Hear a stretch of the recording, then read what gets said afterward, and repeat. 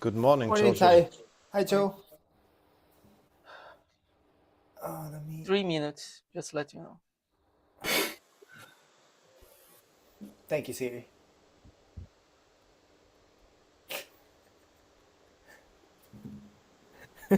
You didn't hear me, did you? I said thank you, Good Siri. morning.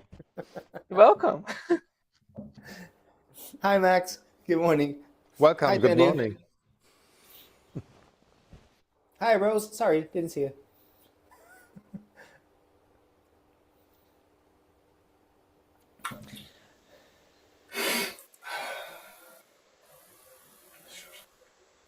Hi, Shosai. Hi, Zolan. Good morning. Morning, morning. Wow, everyone remembered today that it's 30 minutes earlier. That's fantastic.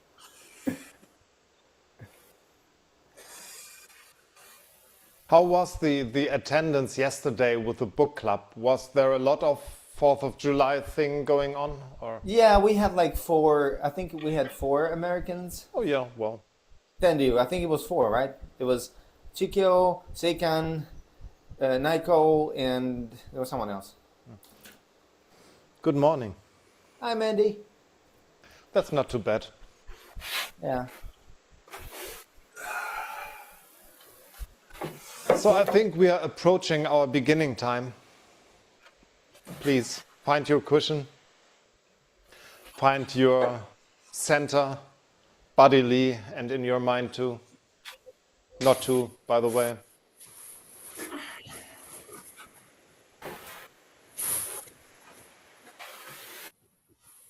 Let me mute some microphones here.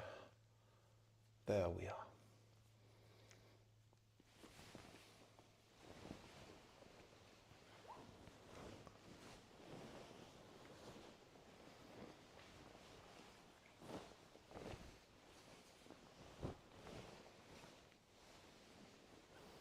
Good morning, Pam.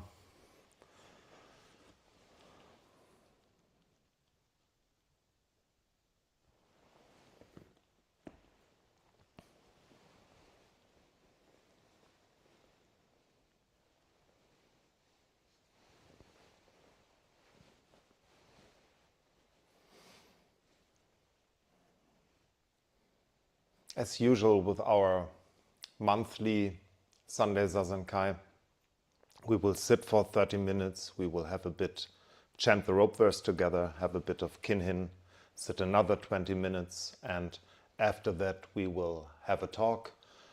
Bjorn will be so kind to offer his wisdom.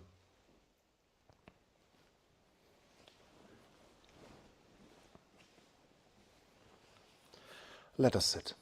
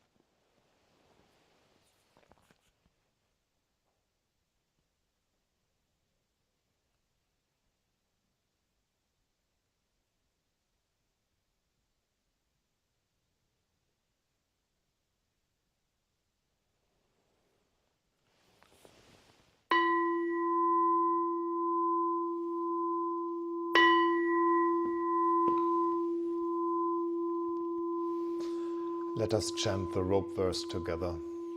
Those of us who don't have a raksu or kesa, or don't have it yet, don't feel left out, please. Wearing the Tathagatas, the Buddha's teachings, is not primarily a matter of a piece of fabric.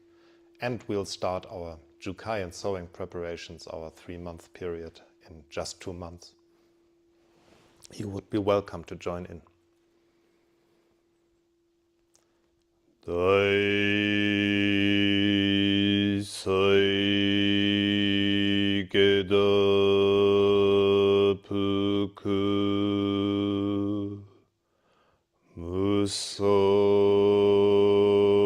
fuku den Hibun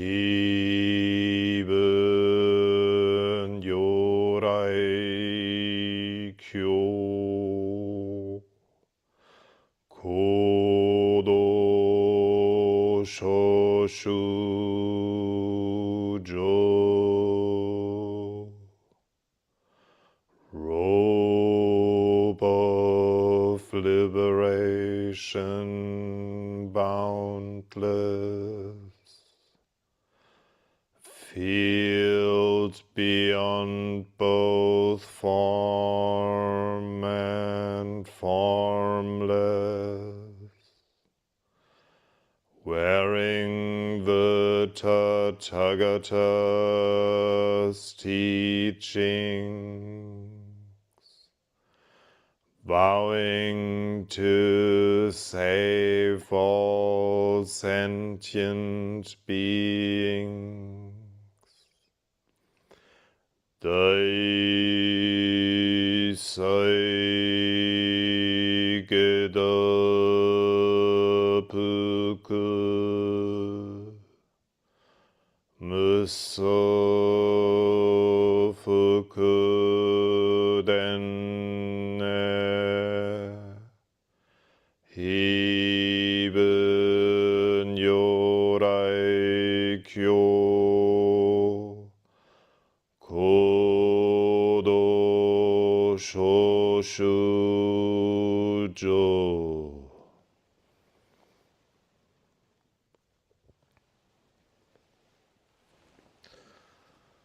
Take your time and please raise for a short round of Kinhin.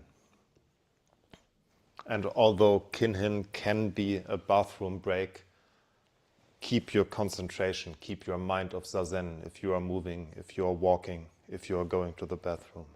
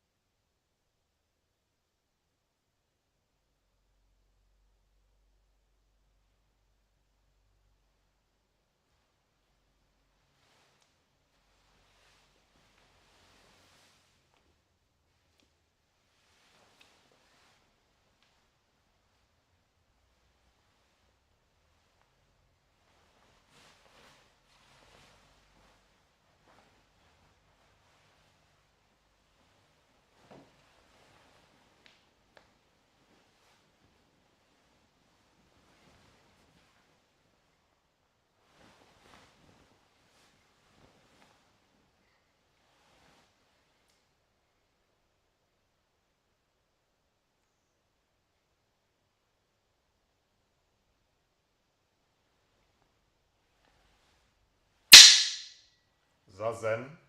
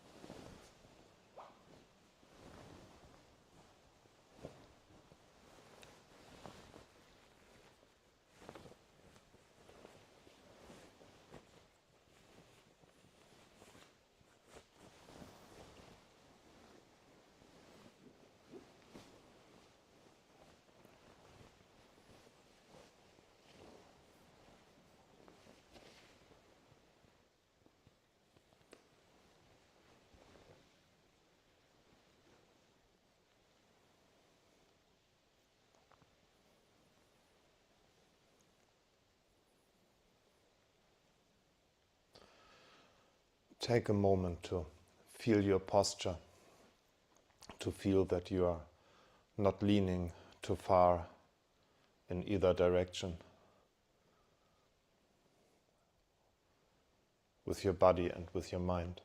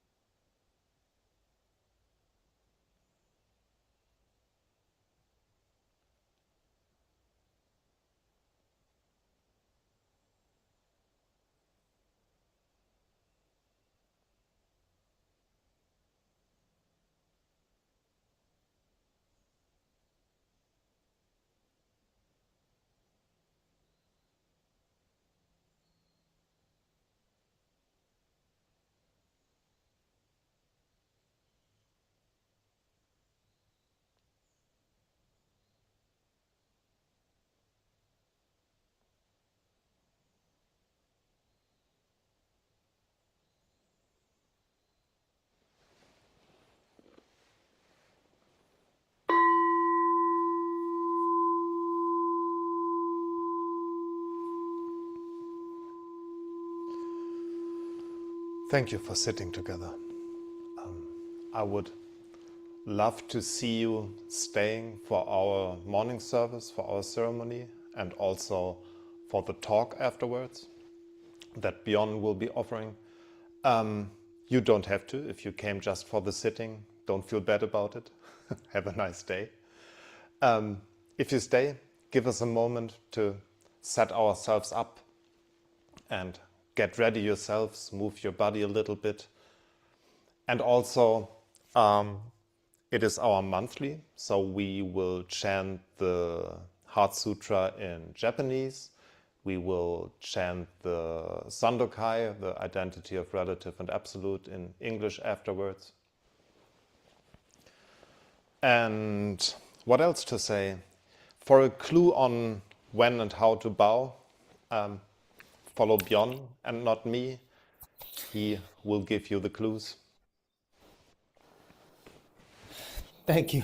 I was actually thinking exactly about that. We never really get into the description of the forms, but everyone, if you will be standing, and most of the time we are, you can wait in shashu until the incense offering is finished. We respond to the first bow of the doshi with the bow in shashu, and then we don't bow again until the prostrations. So just keep that in mind.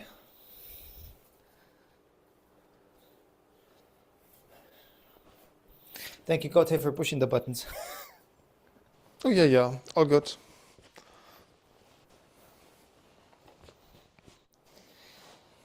I even have the inkin ready for the sutra opening later. Hey, I thought.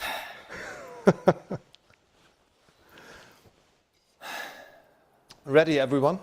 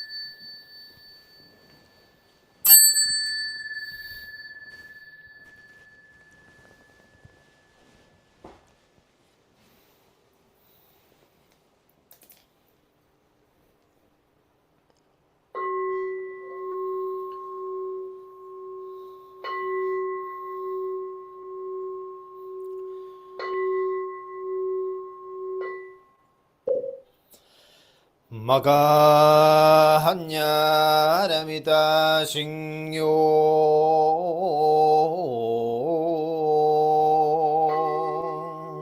kanji jaibo satsugyojin hanya haramita jisho gengon gai い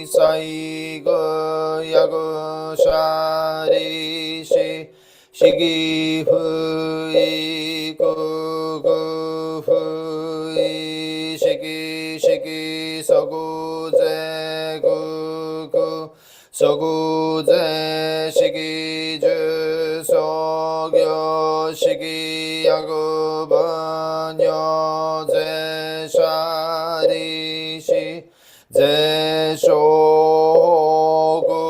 소후 쇼후 매츠후 구후 조후 조후겐 제고구 주무 시기마 주석여 시기마 게니 비제시니마 시기쇼 고미소구 홈겐 가이라이시마이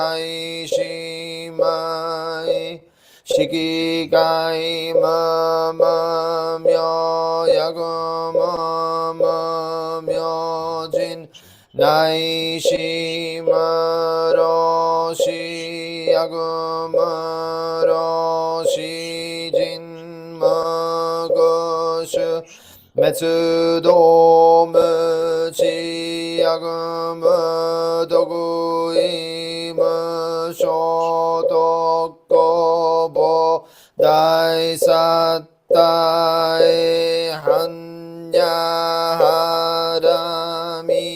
한야하람이다고 신무게게 무게게 고무구부 언리 사이덴 너무 소구견의 한 산세 쇼부츠의 한야하람이다 고도구아노구다라 산야구산 보다이고지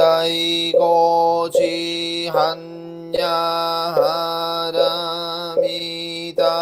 제다이진슈 제다이묘슈 제무조슈 제무도도슈 노조이사이구 신지수 후고고세츠 한야하람이다슈 소구세츠슈 야대 하라야대 하라소야대 보지소와가 한야 싱요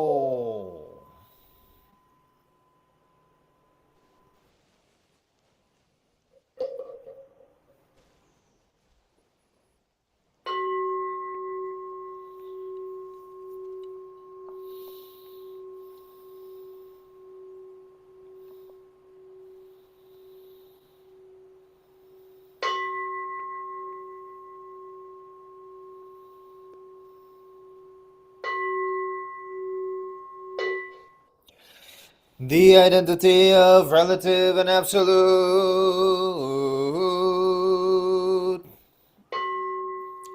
The mind of the great sage of India is intimately conveyed west and east, while human faculties are both wise or dull. In the way there are no northern nor southern ancestors. The subtle source shines clear in the light, the branching streams flow in the dark. To be attached to things is primordial illusion. To encounter the absolute is not yet enlightenment. All spheres, every sense and field, intermingle even as they shine alone, interacting even as they merge, yet keeping their places in expressions of their own. Sights differ primarily in shape and character, and sounds in harsh or soothing tones. The dark makes all words one. The brightness distinguishes good and bad phrases. The four elements return to their true nature as a child turns to its mother. Fire is hot, water is wet, wind moves and the earth is dense. Eye and form, ear and sound, nose and smell, tongue and taste, the sweet and sour, each independent of the other, like leaves that come from the same root. And though leaves and root must go back to the source, both root and leaves have their own uses. Light is also darkness, but do not think of it as darkness. Darkness is light, do not see it as light. Light and darkness are not one, not two, like the foot before and the foot behind in walking. Each thing has its own being, which is not different from its place and function. The relative fits the absolute as a box and its lid. The absolute meets the relative like two arrow points that touch in midair. Hearing this, simply perceive what is, make no criterion. If you do not see the way, you do not see it even as you walk upon it. Walking forward in the way, you draw no nearer, progress no farther. One who fails to see this truth is mountains and rivers away. Listen, those who would perceive this subtle matter. Live well your time by night and day.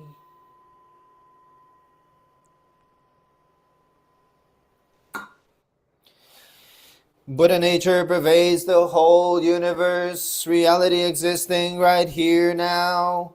In reciting the heart of the perfection of great wisdom sutra and the identity of relative and absolute, we dedicate our sincere efforts to Shakyamuni Buddha, honored one, the historical Buddha and teacher, and to those ancestral teachers, Eihei Dogen honored one, Soji Keizan honored one, all successive honored ones up until Jigaku Rempo honored one, and Gudo Wafu honored one, and to all other honored ones throughout history, same yet diverse honored ones whose names have been forgotten or left unsaid. We also dedicate these efforts to the three treasures, Buddha, Dharma, Sangha, to all awakened ones and teachers in all places and times. We especially seek tranquility and well-being for all creatures now suffering or ill in health. May they be serene through all their ills. May their lives be at peace and wisdom pervade the darkness of ignorance. We dedicate our hopes and aspirations to all victims of war and violence and natural events, to the injured and to all families touched by these tragedies, to the healing of hatred in all countries and among all peoples, to the wisdom and compassion of our world leaders, to the peace of the world and harmony of all beings. Thus let the harmful effects of words, thoughts, and actions be dispelled, and compassion bloom in perpetual spring. May we all realize and live the enlightened way together.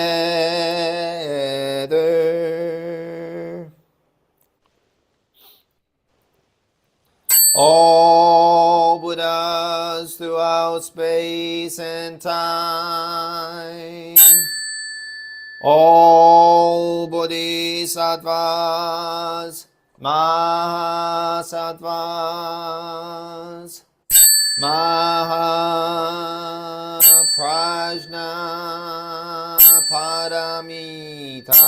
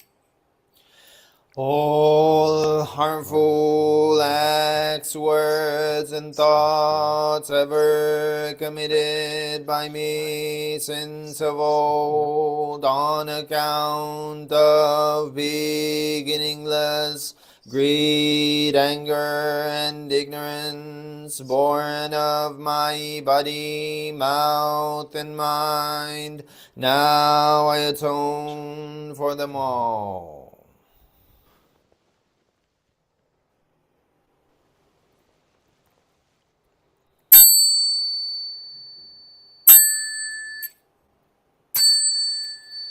I vow to save all sentient beings, though beings numberless, to transform all delusions, though delusions inexhaustible, to perceive reality, though reality is boundless, to attain the enlightened way, a way non-attainable.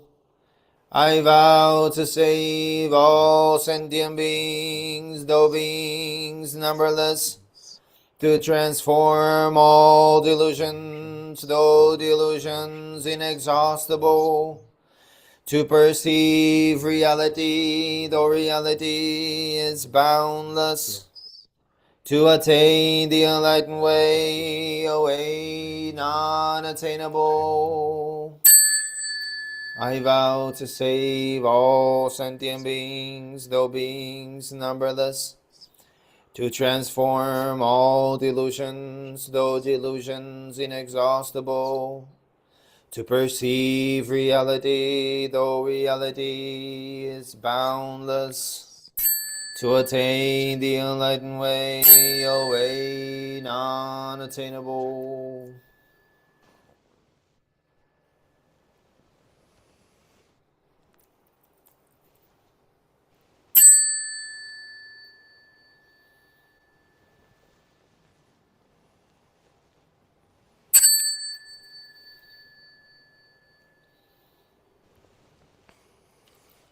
That was good. Thank you, everyone. Thank you, Bjorn, for chanting us through. Thank you very much for listening. I was losing my voice. I haven't heard anything of that.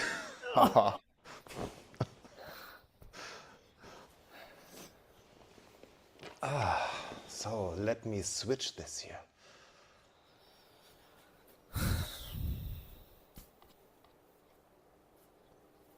There you are.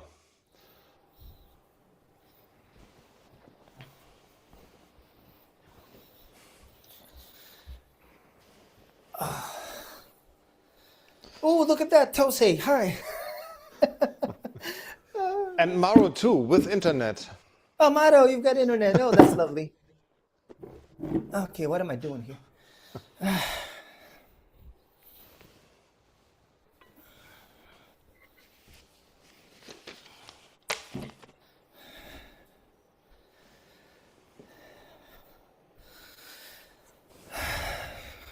Yes. Allow me 1 second, everyone. Allow me one second. Yeah. Take your There's- breath and sort your things. There's 10 layers of fabric to be managed. Yeah, now as you say that.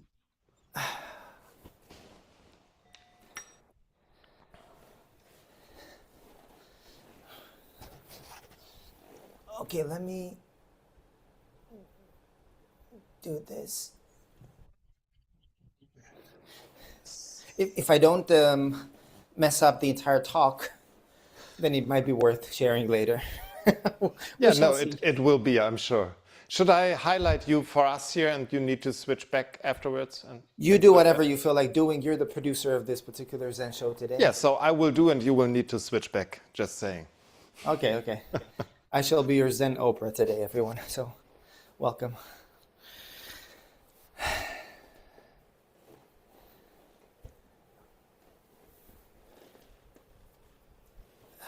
Okay, let's 1 second. Let us open the sutras together.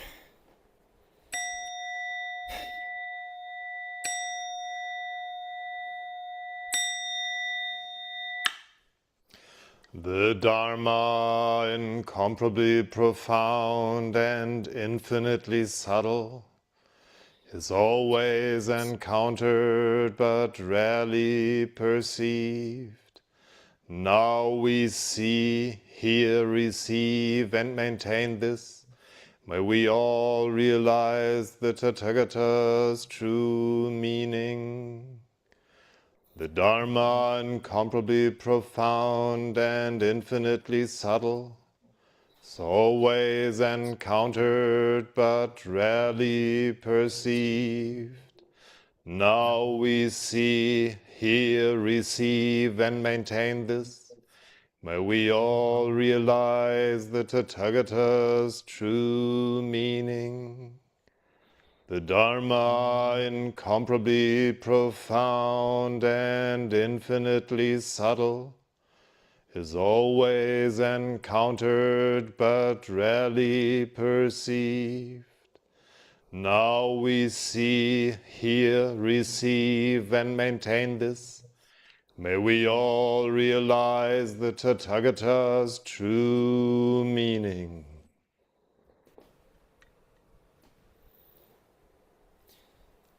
Thank you very much, Kote.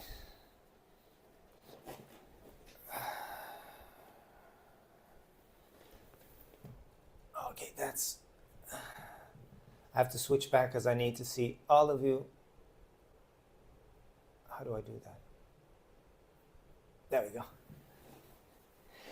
go. Good morning. Let me see who's here. Everyone. There you go. I get to do, well, because last month we try to alternate, Kote and myself try to alternate the monthly talks and discussions. And last month Kote did it, but this month the monthly fell on, him again. So he was kind enough to ask me to say a few words and to talk to you a little bit so that we continue this monthly rhythm. And I get to do one of the things that I like the most, which is talk about the Dharma. And I could do this for a very long time, so I need you, Kote, to keep an eye on me. Don't allow me to ramble for 40 minutes. Nobody's here for that. But I thought about what I'd like to talk about. And I'm going to talk to you about attention today. Paying attention. And paying attention is essential. Essential not when it comes to practice alone, but it's essential for life. Paying attention is what determines how we feel in any moment. It determines how we act in every moment. And on a larger scale, paying attention determines how we exist in the world. And so, Buddhism is interesting because it can be pretty specific. It can be pretty systematic and pretty defined. And so we could get into the specifics of what attention is when we talk about the Buddhist teachings. There are specific words that are used to convey specific ideas because that's what language does, right? That's what we do. We need to have concepts which inappropriately try to contain experiences, but we use them to the best of our abilities to convey something. So, I don't want to get technical at all. This is not about, it's not that kind of a talk, and it's not that kind of approach. It doesn't matter if we're talking about the word mindfulness or consciousness, awareness, if we're talking about sati, or we're talking about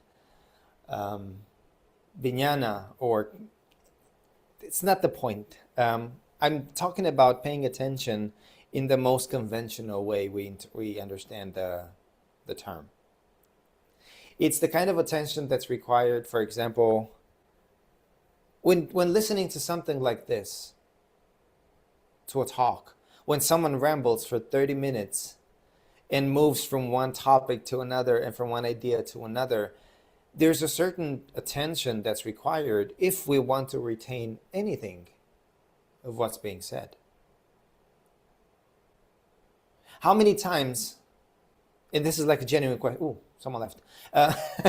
How many times, and it's a genuine question, have you found yourselves at the end of one of these practice periods, practice mornings, going, I don't know what this person talked about in the talk? Has it happened to you? Yeah, it happens to me all the time. Especially on Friday nights when I'm attending the Zazenkai with Jundo and my brain is just brain soup at 3 o'clock in the morning. I have no idea what's happening. And Jundo's talking. And I think I'm listening, but then I'm done and I'm like, I have no idea what this man said. Most of the time it happens. Why? Because there's no attention in there. And so, without rambling too much about this, here's the reason why I want to talk about attention. I would like to focus on 3 different aspects of our existence, of our life, that are very important when it comes to paying attention. And then I would like to point out in which way attention is, or training in attention is embedded in our particular approach to Buddhist practice and life in Soto Zen. So here's the 3 aspects that I want to touch on when it comes to paying attention. The first one is refuge. What do we take refuge in? And when I say refuge, I mean it in the way in which we talk about refuge when we discuss the precepts, for example. The formal Buddhist path for any of us, for the majority of you here, I see a lot of rakusus. For the majority of you here, this has happened already. You stood up in front of your preceptor and in front of the Sangha, and you stated that you take refuge in the Buddha, the Dharma, and the Sangha. That's the beginning of the formal Buddhist path, in a way. And taking refuge it's not about making a commitment and a shift, a change from one moment to the other because we made a specific vow. But it's rather a public statement of something that already exists in us, in our approach to the Dharma and in our dedication and commitment. All of you here that have taken Jukai and have spent time doing that first ango, that first sowing period, you all know the commitment and the dedication that were involved for you to be able to make it through those first 4 months and to the moment of your Jukai and standing up and saying, yes, yes, yes. Remember that?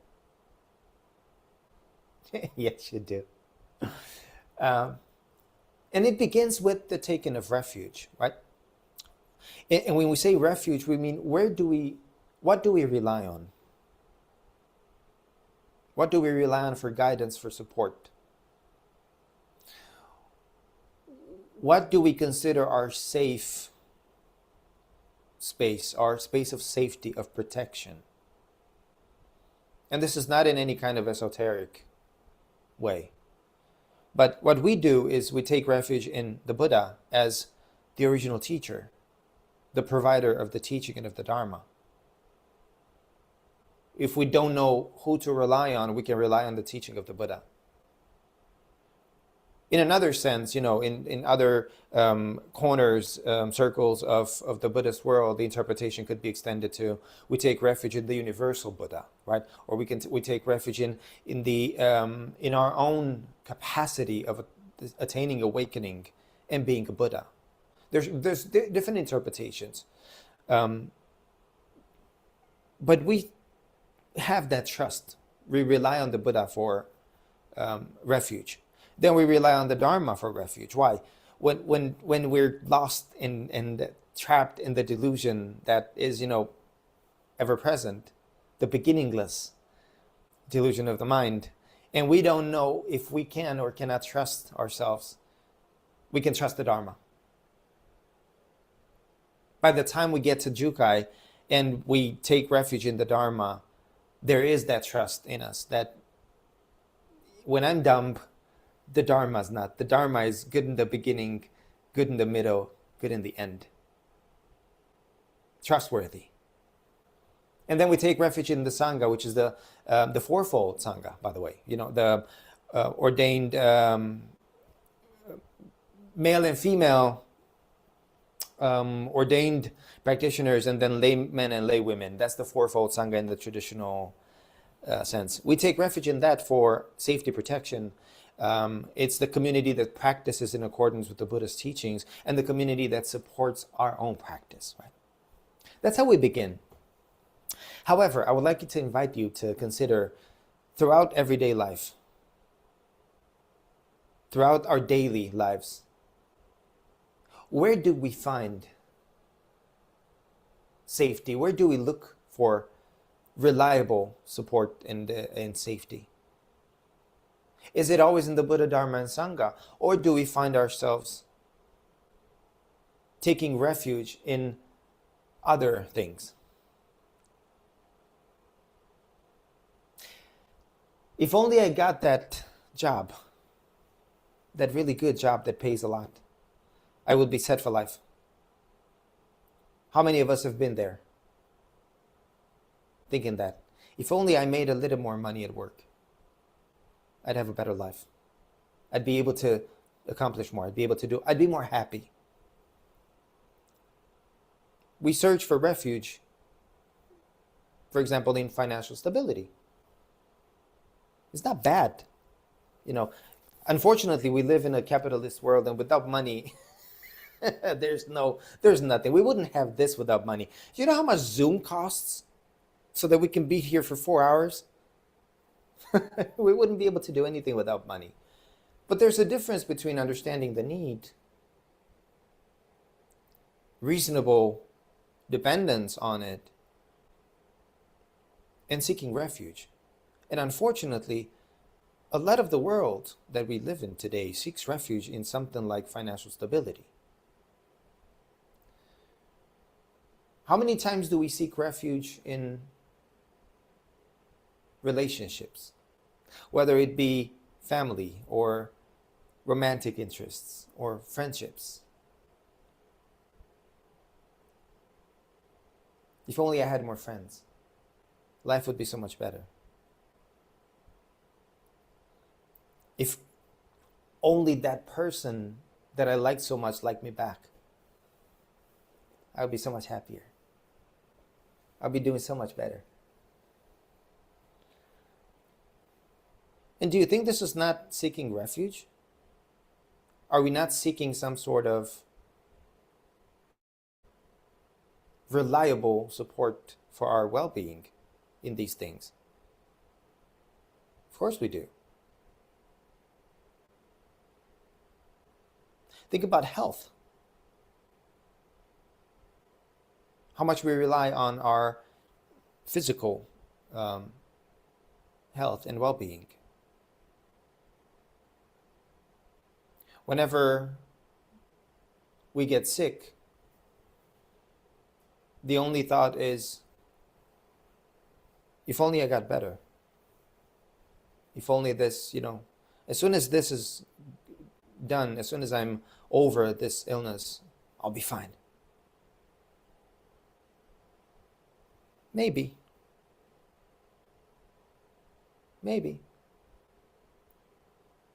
But our expectation is, this too shall pass. Maybe. Maybe this will be the new normal. Maybe this pain will never go away. Maybe this illness will not go away. Maybe we cannot rely on this health that we care so much about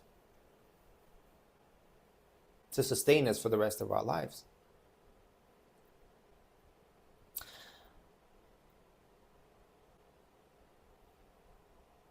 The point that I want to make here is, if we don't pay attention to our everyday life and what we rely on, where we seek stability, support, where we think our well-being comes from, we're harming ourselves. And the reason we're harming ourselves is because none of these things that we might seek refuge in are reliable. And this brings me to the second aspect that I think is important to pay attention to: impermanence.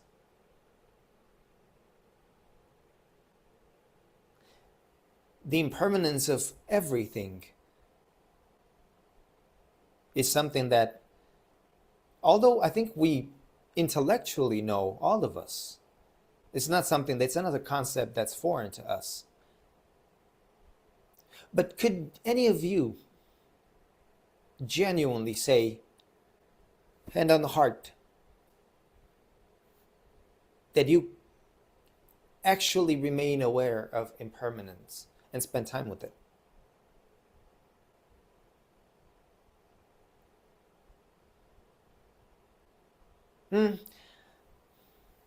Maybe. At times. You know, I could go back now on those 3-4 things that I mentioned when I spoke of refuge and look at them in terms of impermanence. That good job that I got, and I have it now. They gave it to me. The first month is wonderful. Why? Because I'm looking towards that first bigger paycheck. But then, you know, hours get longer, conditions change. Those colleagues are really annoying. I did not sign up for this. I did not want this. You have the paycheck, you have the job, but you're not happy. And it won't last. You know, the company could go under. Bosses could change, your paycheck can change, whatever. Something happens always because life takes its course. Things go their way, and the direction in which things go is destruction. Everything is in a continuous process of decay. We're a mass of decay from birth. Not fun to think about. It's not fun at all, right? But it is the reality of our existence. Every single thing that we know eventually disintegrates. That job, the relationships. Someone said to me, because I kind of spoke about this with my local group, and they were like, well, you make everything sound so negative. I say, well, that's kind of the point. We like to latch onto the positive of it, but we kind of don't pay attention to the other aspect, right? No relationship is going to last forever.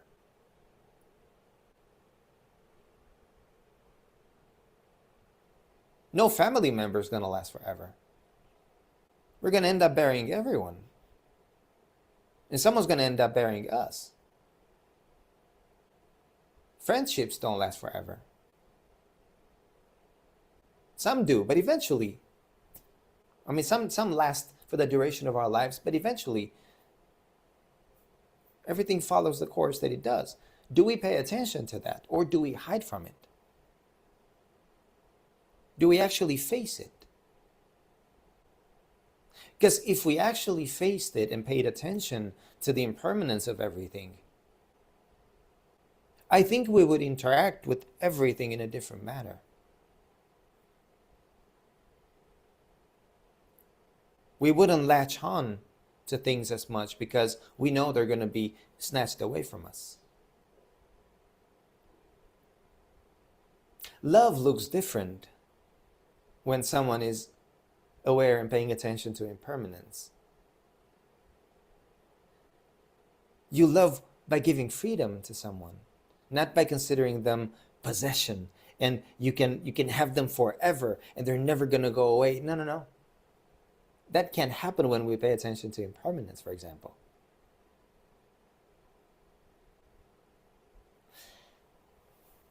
And then our own impermanence, I think it's a fascinating thing.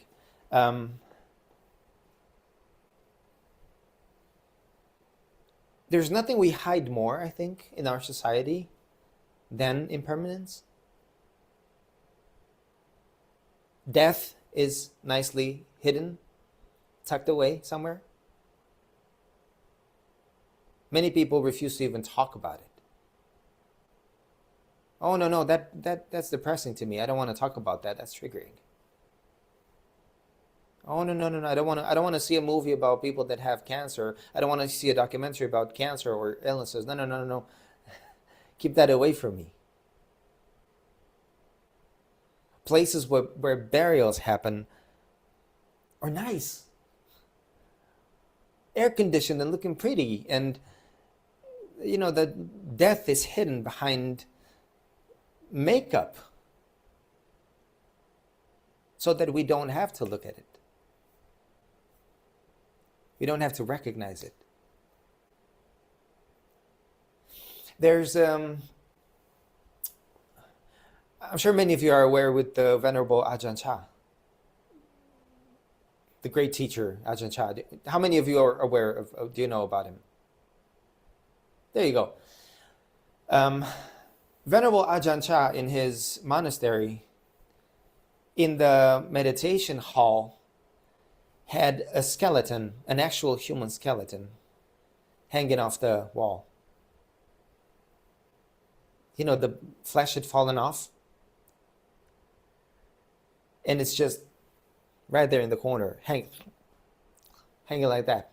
And so locals would come to the meditation hall, would come to the temple of Ajahn Chah, and they would be terrified.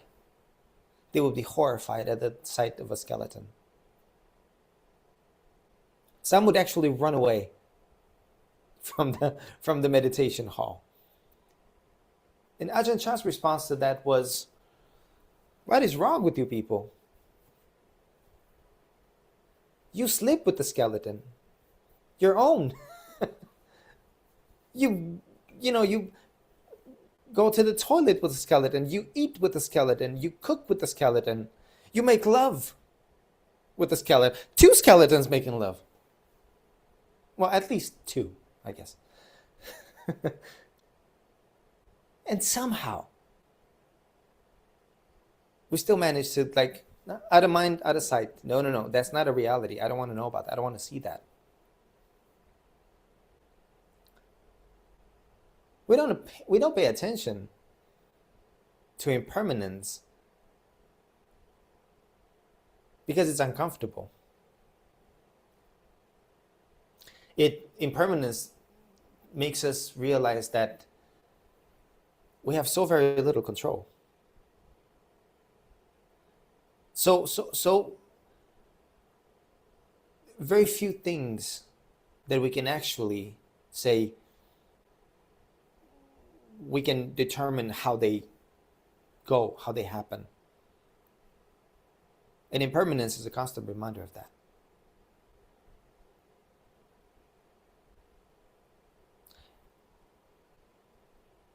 So then, what could we actually rely on? What should we actually take refuge in a way? This brings me to the third point of what I think is important that we pay attention to. Anyone want to guess what it is? The mind. The mind is the one thing that we also have to, well, it's the other thing that we also have to pay close attention to. I'm not saying anything here that you haven't heard before. We talk about this all the time. We're here practicing the Buddha Dharma because we're aware of the importance of mind.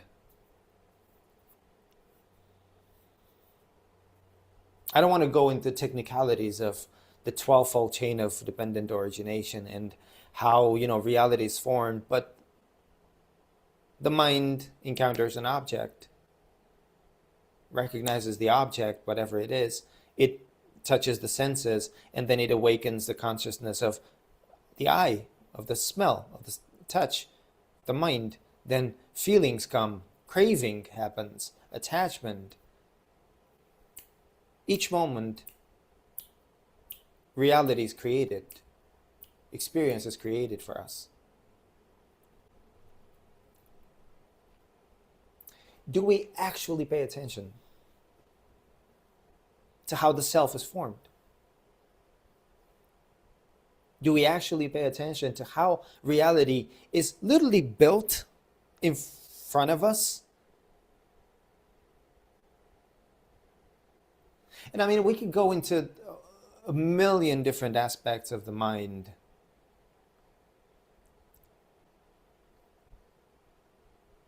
That we don't pay attention to, or that maybe we should pay more attention to.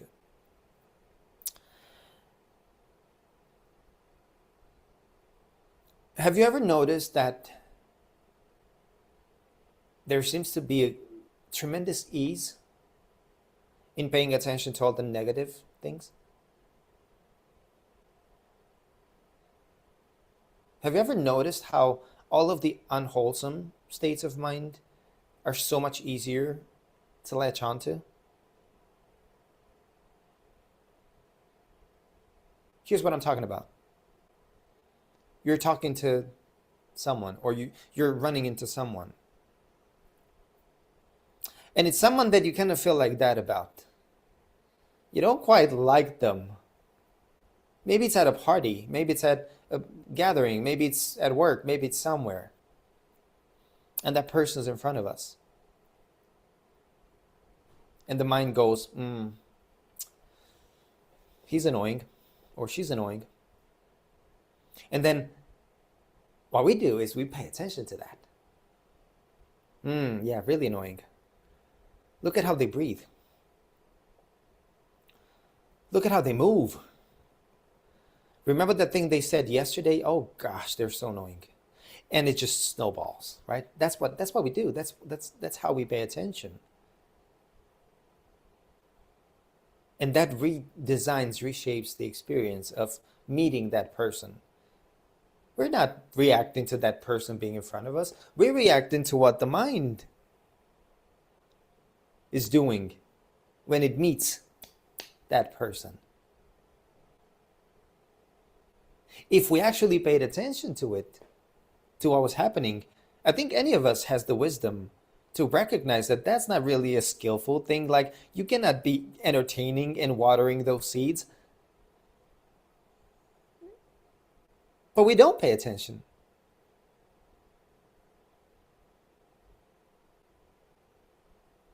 We just let it happen.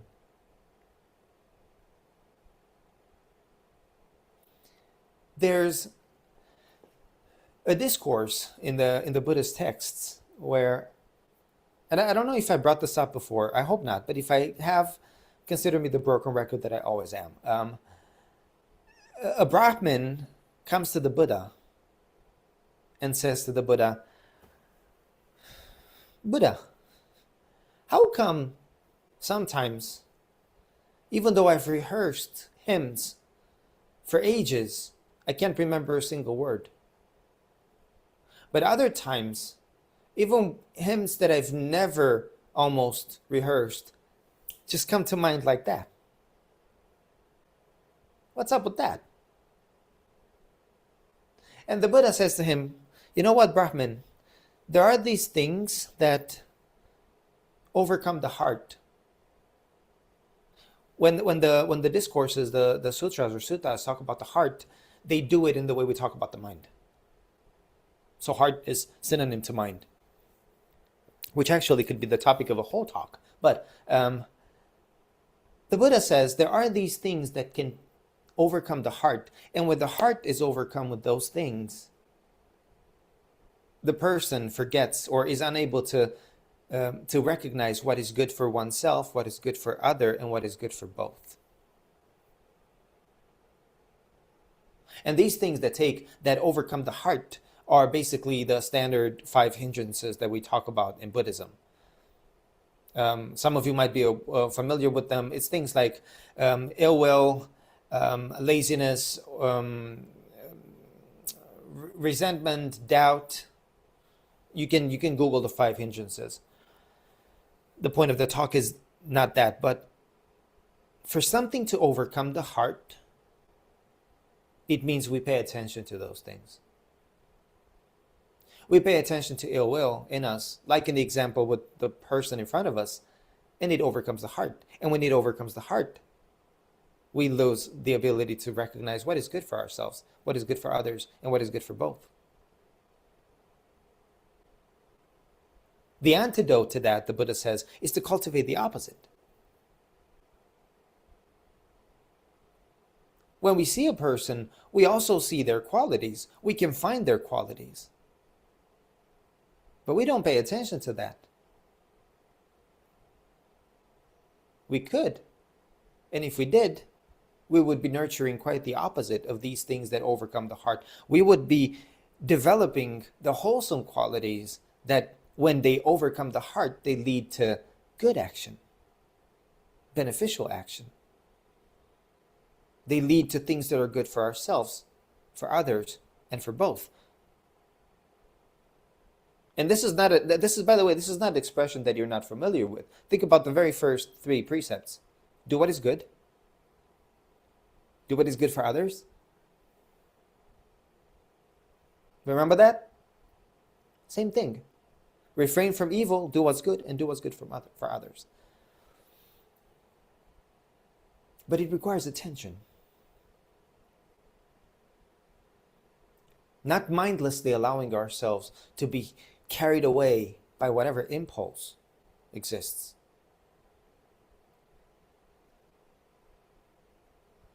And I said that I really wanted to point out how training in attention is embedded in our practice.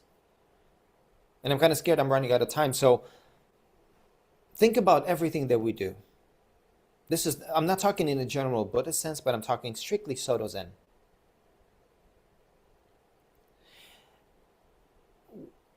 I think I hear a lot of rejection or denial of any kind of purposeful training that might be done when we talk about Soto Zen. There is this, I think, idea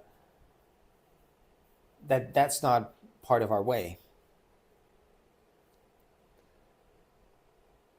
But when we step into the Zendo, you step into the Zendo with the left foot. And you bow in Shashu. And you walk clockwise. And you come to the cushion and you bow to the cushion. And the people next to you need to be aware, need to pay attention that you're there and that you're given a bow because they have to bow back. And then you fluff your cushion in a specific way and you bow again. And you turn to the room and you bow again. Doesn't that require attention?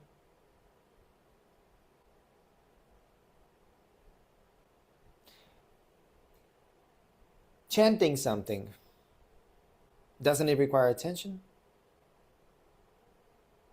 If you want to know how much attention is needed, I invite you to chant at 3 o'clock in the morning when you're sleepy, and you have to remember if you've already done the second or the third ring of the bell for the prostration because you have no idea what is happening, right? That was me on Friday, by the way. I couldn't remember if I had done 2 bows or 3 bows for Jundo, and I just thought, well, I'm just going to wing it. I'm going to hit the bell, twice and consider it done. In the Zendo, we hold the hands in a specific way. For an unsui, a training monk, the posture of the hands is absolutely essential. You don't hold them like this. You don't hold them like this either. You hold them perfectly perpendicular. The tip of the nose aligns with the tip of the fingers. I'm not making this up, by the way. This is standard Soto Zen forms. And when you do a prostration, the hands go in a specific way up and they come down. When Master Dogen instructed the monks for their behavior in the monks' hall, from waking up till going to bed, everything is regimented. Because you have to pay attention. You pay attention when you walk so that your sleeves are not dragging on the ground. You pay attention to who is approaching you so that you salute them or you greet them in the proper manner. When we do our rohats, we're given a few gathas, verses, right? Verses that we chant in different moments, before eating, before going to the toilet, before showering, before doing certain activities. To not rush into the toilet when you really need to go, and to stop and do 3 bows and recite defiled or pure. These are only concepts in the mind. Oh my gosh, I'm peeing myself. Nothing surpasses interdependence. It takes attention. We've all done oryoki together, for example. And during the oryoki practice, you know that there's a lot of chanting that happens. There's a lot of holding the bowls just like this, bringing it just here, bowing at the right moment, holding it in the right way. Even when we eat, the spoon goes in a specific way in the mouth. You don't just hold it however, and you eat however. No. And there's a lot of chanting that happens, right? There is one particular chant which I really, really appreciate, and I do that every day. And it's something that is really wonderful to incorporate in your practice. One of the verses before eating the food is the recollections. And we say the following: I reflect on the effort that brought me this food and consider how it comes to me. I reflect on my virtue and practice and whether I'm worthy of this offering. I consider greed to be the obstacle to freedom of mind. I consider this food medicine to sustain my life. For the sake of enlightenment, I now receive this food. We do that holding the bowl here. Before you put a morsel of food in your mouth, before you become the oven that consumes everything, like Master Dogen, before your mouth becomes, like Master Dogen says, before the mouth becomes the furnace that consumes everything, you stop. And you reflect on, how did this food come to me? Is my practice worthy of receiving this gift? Are my virtues worthy of receiving this gift? We do that once a year. Training monks do that every day. That requires attention. So my point here is, pay attention. Pay attention to everything that shapes your reality. Pay attention to how practice is living, not separate from living. And paying attention really makes the difference between living life chaotically, sometimes even miserably, and a joyful, relatively happy life. Don't take refuge in that. It'll not last. But the path of the Buddha is the path of living life free of suffering.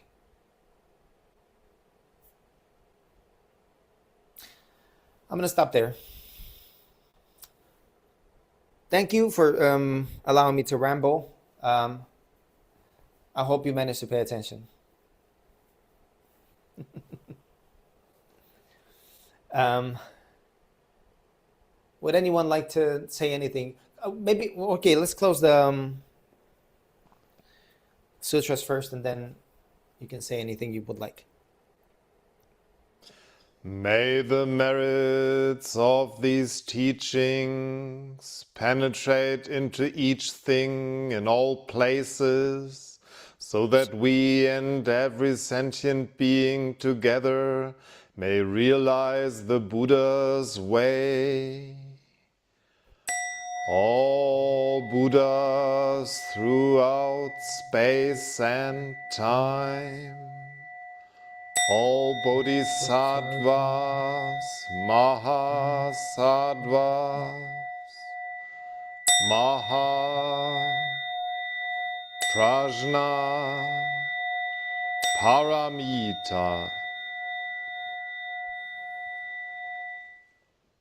Thank you very much. Don't feel obligated to hang around if you need to step away. I would love to hear, however, if you have any kind of observations, reflections. Thank you, Kanshin. Should I start? I will. I thought you would land at that point, and you surely did with the whole talk somehow. But I was again and again thinking how much our Zazen is all that, is all about paying attention, and is all about realizing all that you said. The Four Noble Truths clad into attention is maybe what I took from your talk, and that for me culminating in Zazen in a way. I really like that. So thank you. Thank you. I purposefully did not bring up Zazen because we talk about Zazen all the time, and Zazen is, done correctly, it involves both pure attention. but it's also attention, it's also mindfulness, however you want to define mindfulness. It's also, it's everything. I'm always more concerned, which is why I didn't bring it up, because I'm like, well, duh. Yeah. But I'm always concerned with, are we actually understanding what it means to take Zazen off the cushion into day-to-day life? Because that's what really gives value to the life. Our ability to do that is what makes our life good. I think Zazen trains us a bit for that, for taking it there. This automatism of seeing things that come up, that Right. you learn through Zazen, which is Right. And then the container in which Zazen happens, I think we forget that a lot. Oh, yeah. Mr. Dogen taught Zazen in the container of monastic practice. Like, he was literally locked up in a monastery with people, and the teachers before him, the masters before him, also taught Zazen in the context of monastic training that so much more than just the sitting. And so we're presented with a completely different challenge here, because we are people that don't live locked up in a monastery, right? None of you have assignments every morning to ring the bell 108 times and do certain things. You might do that. I mean, if you do that, it's lovely. But none of you are tasked with running around the monastery and waking up the other monks, and you have to do it a specific way at a specific time. And then throughout the day, you have to cook in a specific way and do specific things. We're not bound to that kind of environment. So then it's up to us to realize how to take that part of Zen practice and bring it into whatever our daily activities are. Our cooking, our cleaning, our maintenance of our practice space. What is our practice space? Well, your house, your office, your family, your car. So yeah, my concern is always, let me latch on to that practical side of it. But thank you very much. Anyone else? Anything else? Did I not strike a nerve with anyone? Did I not trigger you in any way? Go ahead, Tendu. Thank you for that talk. That was really lovely. Thank you. I Hope was you mean it. now Kote said something, and now the dots are really connecting. So I try to convey my thoughts here.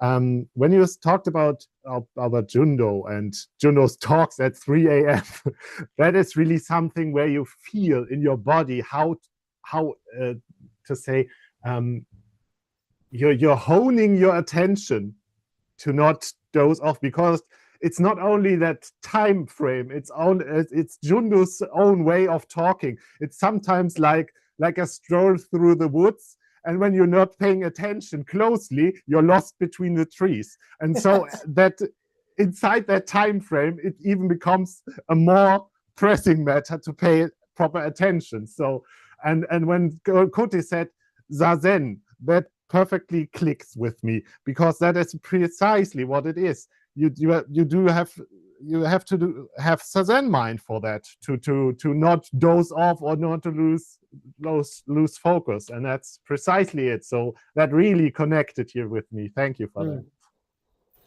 Very nice, thank you. I think Mandy, I think you had your hand up before, right? Like you wanted to say something. Let me help you. Now I have it. Okay. Thank you so much. You asked if it's Stroganoff, and I just wanted to agree to it. I found this talk very lovely, because I find it, for me personally, the reminder to think about impermanence, and that none of our relationships are gonna last for our whole lives or beyond that.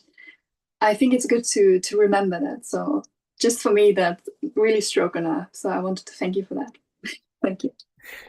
Thank you, and I'm glad it did.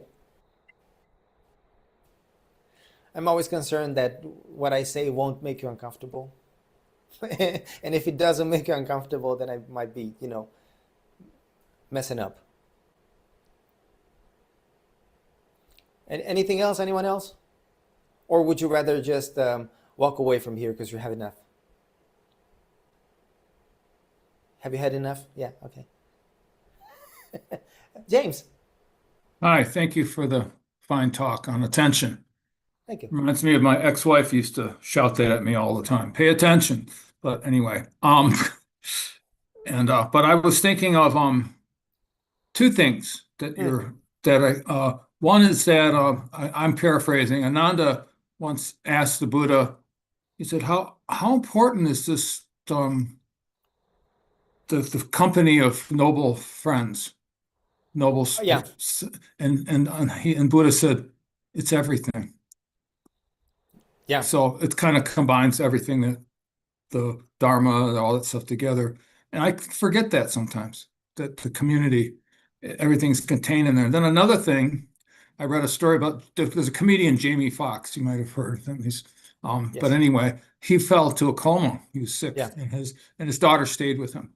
And she sang to him and played things and just stayed with him for a month. And then he woke up and he said, "You're singing out of tune." Well, he's a And then- singer, for those No, who no. don't. But even though he was deep in a coma, Yeah. he was paying attention. So Yeah. I think we don't think life is paying attention to us, or others are, but in some deep sense, everything is attention. So I just thought of those two things when you were talking. Thank you very much. As my mind wandered, as it always does. And good presentation. I teach people how to give presentations, and they said it's what you do during the presentation more than what you say.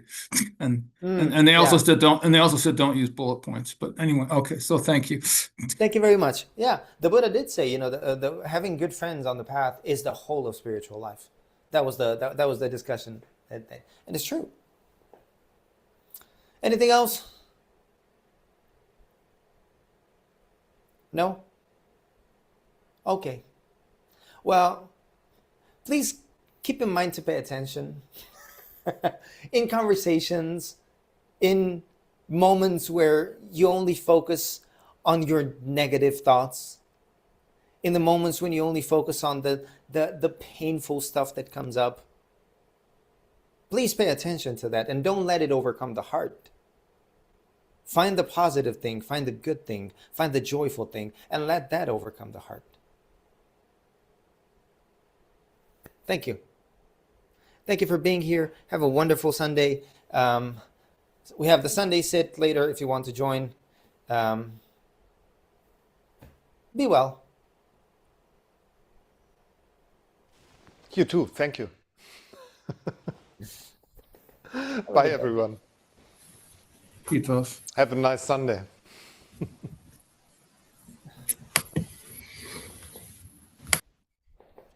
I didn't forget anything, did I? Yeah, you forgot to stop the stream.